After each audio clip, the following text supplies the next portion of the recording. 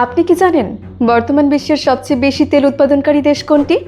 আপনার কাছে মনে হতে পারে সৌদি আরব অথবা মধ্যপ্রাচ্যের দেশগুলি, কিন্তু আপনার ধারণা একদমই ভুল।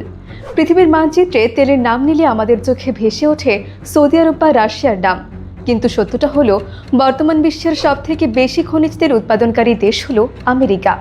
শুনলে অবাক হবেন, প্রতিদিন তারা 1,30,00,000 ব্যারেলেরও বেশি তেল মাটির নিচ থেকে উত্তোলন করে। কিন্তু এখানে শুরু হয় এক অদ্ভুত গোলক ধাঁধা। এত তেল উৎপাদন করার পরেও আমেরিকা কেন অন্য দেশের তেলের দিকে তাকিয়ে থাকে বলুন তো? কেন আজও ওপেকের সিদ্ধান্তে ওয়াশিংটনের কপালে চিন্তার ভাঁজ পড়ে?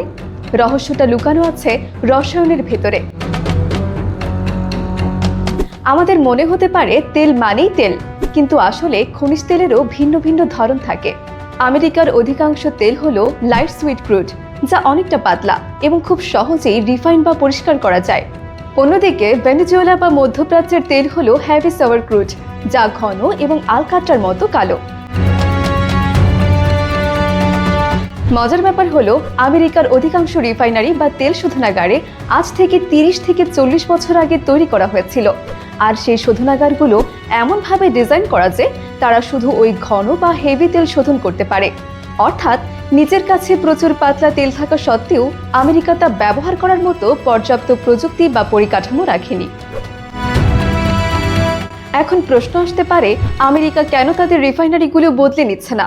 উত্তরটা হলো টাকা। একটি শোধনাগারকে নতুন তেলের উপযোগী করতে কয়েক বিলিয়ন ডলার এবং কয়েক দশকের সময় প্রয়োজন হয়। আমেরিকার কোম্পানিগুলো মনে করে তেল আমদানির চেয়ে নতুন রিফাইনারি বানানো অনেক বেশি ব্যয়বহুল, তাই তারা তাদের নিজের দেশের উৎপাদিত দামি লাইট তেল বিদেশে রপ্তানি করে দেয় এবং কম দামে বিদেশ থেকে হেভি তেল আমদানি করে।